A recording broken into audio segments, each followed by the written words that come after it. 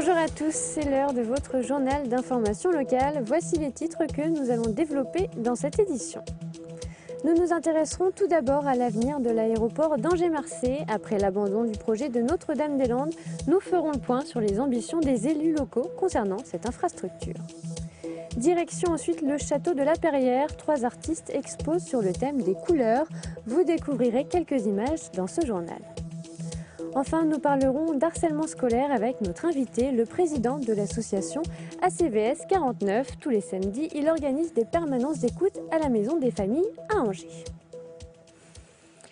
Le 17 janvier, le gouvernement a annoncé l'abandon du projet de Notre-Dame-des-Landes. Dès le lendemain, Christian Gillet, le président du conseil départemental de Maine-et-Loire, évoquait un projet de développement pour l'aéroport d'Angers-Marseille. Alors, qu'en pensent les riverains et le maire de la commune? Fabrice Gadon nous en dit plus. En déclarant dès le 18 janvier que de nouvelles perspectives s'ouvraient pour l'aéroport d'Angers-Marseille, Christian Gillet et Dominique Leménaire, les présidents des conseils départementaux de Maine-et-Loire et de la Sarthe, ont jeté un pavé dans la mare. À Marseille, cette annonce a cependant suscité un certain émoi. Le maire de la commune, Patrice Davio, a en effet découvert l'information en lisant la presse, tout comme les riverains de l'aéroport.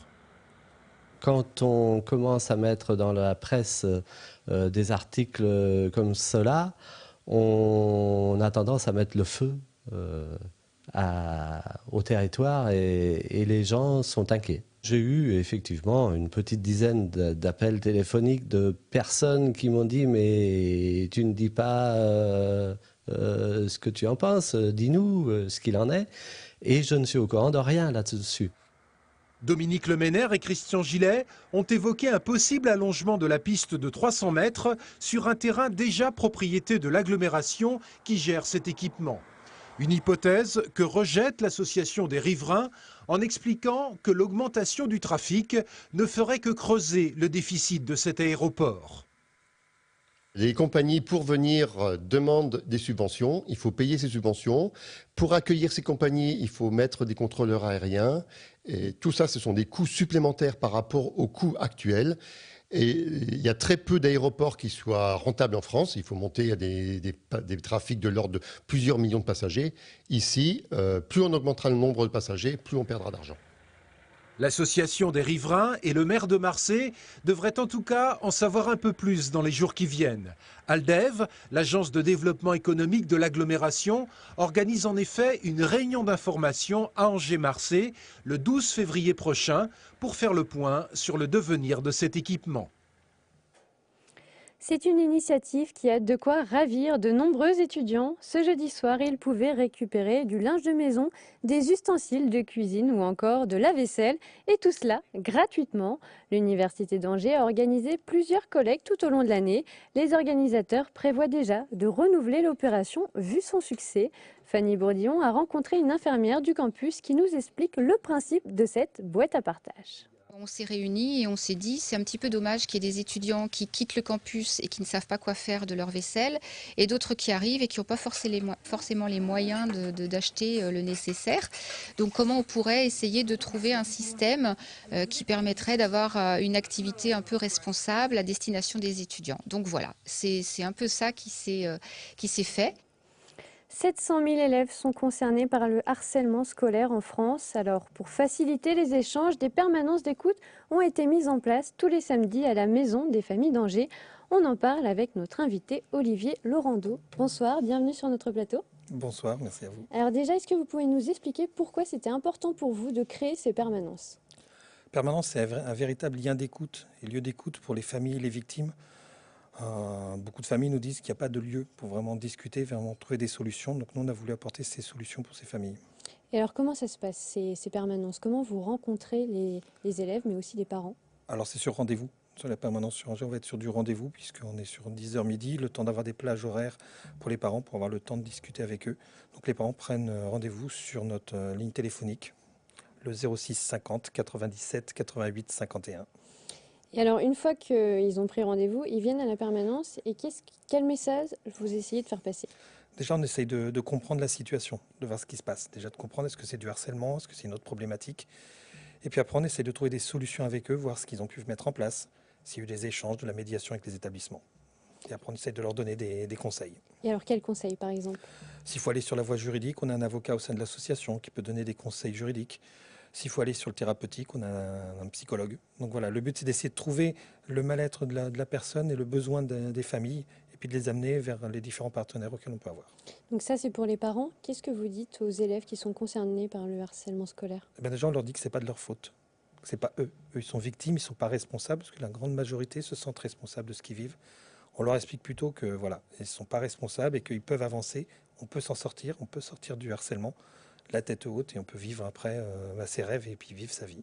Et quelles sont les solutions pour eux? C'est d'en parler. C'est déjà toujours en parler au moins à sa famille ou en parler à d'autres personnes référentes. Mais c'est au moins de libérer cette parole et pas garder ça pour eux. Parce qu'il n'y a rien de pire que de garder ça pour soi. Et comment le harcèlement scolaire a évolué au fil du temps? On a l'impression qu'il y a plus de harcèlement alors qu'il y a plus de personnes qui libèrent la parole. Depuis 2012 et la première campagne contre le harcèlement, la parole s'est de plus en plus libérée. Et maintenant, on a l'impression qu'il y en a plus alors qu'il y en a autant. Il y en a autant, mais peut-être sous une forme différente. Même sous une autre forme, maintenant, il y a le cyberharcèlement qui arrive et qui prend de l'ampleur. Là, on est plutôt sur du harcèlement verbal au collège et le cyberharcèlement, maintenant, on prend l'ampleur et devient plus catastrophique. Parfait, merci beaucoup. Et je vous rappelle que toutes ces permanences sont le samedi matin à la Maison des Familles à Angers. On continue avec l'image du jour, la joie des basketteuses du lycée Chevrolier à Angers. Elles ont décroché le titre de championne de France UNSS ce jeudi à Limoges. Prochaine étape, le championnat du monde en Serbie au mois de juin. Une autre bonne nouvelle, toujours en sport, Angers vient d'être distingué par les 4 lauriers du label Ville active et sportive. C'est la première ville de France à recevoir ce niveau de reconnaissance par le ministère des Sports. Les footballeurs d'Angesco se déplacent à Montpellier ce week-end. Actuellement 15e au classement, ils rencontrent les 7e. Le gardien Ludovic Butel a le sentiment que l'équipe est encore conquérante. On l'écoute au micro de Thierry Lardeux. De derrière, je vois ça. On voit que l'équipe est solide, que tout le monde fait les efforts les uns pour les autres. Et ça se voit chaque semaine à l'entraînement. On voit des joueurs impliqués, des joueurs à l'écoute, qui essayent de corriger des petits détails qui ont une grosse importance lors des matchs. Ouais, il faut continuer dans ce sens-là, parce que comme j'ai dit, certes les résultats sont mieux, mais rien n'est acquis. On voit que le classement est tellement serré qu'une mauvaise série nous replongerait dans la zone de relégable. On enchaîne avec quelques chiffres concernant la météo. Vous l'avez sûrement remarqué, le mois de janvier a été particulièrement doux. Météo France évoque des températures historiquement hautes à Angers. Il a fait en moyenne 11 degrés pour les maximales, soit 3 degrés de plus que les normales de saison, un record depuis 1988. Le soleil ne s'est pourtant pas beaucoup montré. On a comptabilisé 55 heures d'ensoleillement au lieu de 69 habituellement. Et pour vous faire oublier la grisaille du mois de janvier, quoi de mieux que du rouge, du jaune ou encore du bleu? On termine donc cette édition avec une idée sortie, une exposition éphémère sur les couleurs primaires. Le château de la Perrière propose aux visiteurs de découvrir 3 univers pour 3 artistes. Les fleurs, la peinture et la calligraphie sont à l'honneur jusqu'à dimanche. Je vous propose d'écouter le directeur du château et l'un des artistes exposés. On a fait le choix de réunir 3 artistes donc, dans ces rendez-vous primaires pour l'expression des couleurs.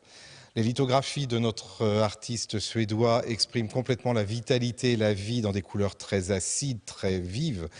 Celles de François Meurice sont sur l'esprit des gestes, de la gestuelle, du mouvement. Et puis les fleurs qui sont très intéressantes dans le travail, puisque en plus elles se rapprochent de l'histoire de l'Anjou et du pôle végétal de notre région et notre ancrage à la terre. On est dans la tradition. Et quand on peut être dans un lieu qui respire la tradition, comme une église ou un château ou une belle bâtisse, ça transforme les œuvres. C'est la fin de cette édition. Très bon week-end sur Angers Télé.